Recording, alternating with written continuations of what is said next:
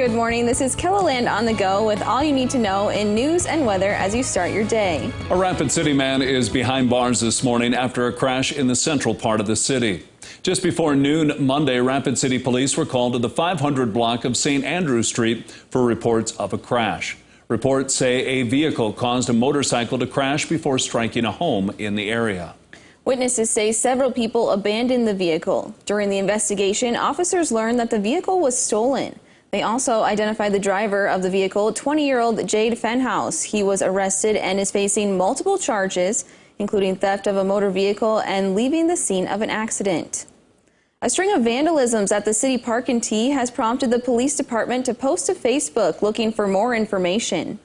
Police say some of the vandalisms occurred this spring and have continued into the summer. The park's bathroom was vandalized along with a slide at the city pool. Even some playground equipment was ripped out of the ground. It's meant to withstand all weather conditions, and the items were heavily vandalized. You're talking about a play airplane that was ripped out of the ground, and due to the fact that it should be all season, that shouldn't be happening. And then you also had some diggers that were also ripped out of the ground. So just unfortunate things that you see happening to equipment that shouldn't be happening.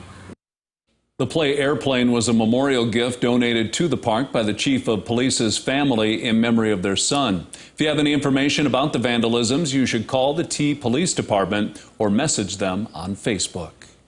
The estranged wife of Joe Beaver doesn't want the criminal defense lawyer to get access to her husband's mental health records. Jenny Beaver is claiming Marcy's law protection over the psychological and psychiatric records. Retired Circuit Judge John Brown ordered that Beaver's records be provided to him for private review.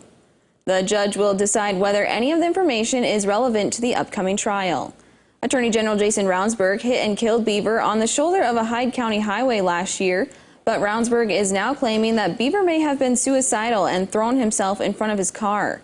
Ravnsborg faces misdemeanor charges for his driving leading up to the crash. The trial is set to begin August 26th. Turning to weather now, dry conditions moving into KELOLAND. Let's send it over to meteorologist Scott Munt to see how long it could stick around. Good morning, Scott. All right, well, good morning, you two. Good morning, everybody. It looks like our dry conditions will continue straight through this weekend, going into early next week.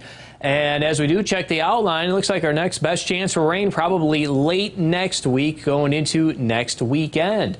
So remaining above average through the rest of this work week, even going through the weekend. That means temperatures in the 80s and 90s. Brian Karstens will have more details on your forecast coming up. Thank you, Scott. The Sioux Empire Fair is enforcing a 9 o'clock curfew for kids under the age of 17. The Fair Board put the curfew in place after 200 kids ran through the fairgrounds a few nights ago, making a safety hazard for families and being disrespectful to law enforcement. What we saw early on in the fair was a large numbers of 11 through 15-year-olds just getting dropped off at the gates and not being picked up till very late at night, like midnight. Deputies who catch underage teens after 9 will escort them off the property and make sure a parent comes to pick them up. The executive director of the Rapid City Regional Airport says the jet fuel shortage seen in areas of the western U.S. is not having an impact on visitors traveling to the annual Sturgis Motorcycle Rally.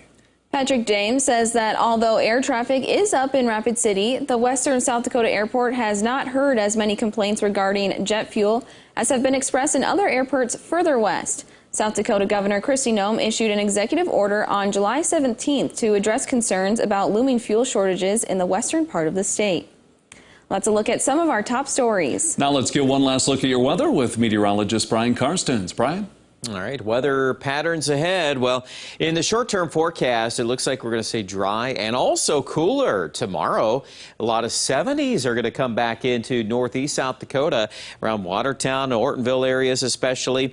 But you notice lack of rain. We may have maybe a sliver of some moisture coming back in tomorrow. Could result in some sprinkles, but we just don't have any organized storm tracks here for now.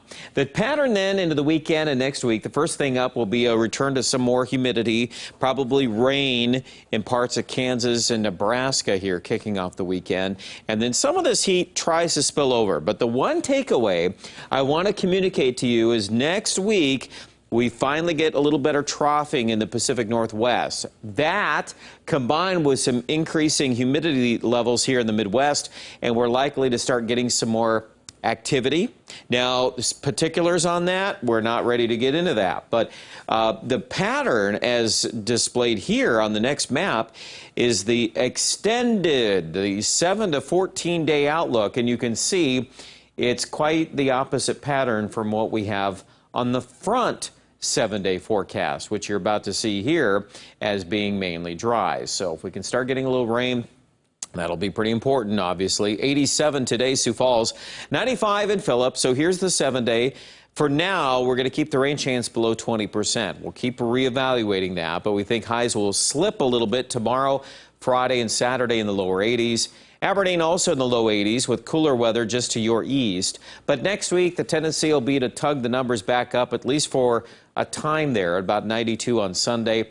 And we're also looking at temperatures into the 90s here for Pierre, Saturday, Sunday.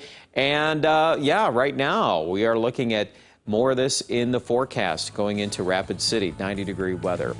That's your forecast. Check out our Storm Center update for more details at KELOLAND.com.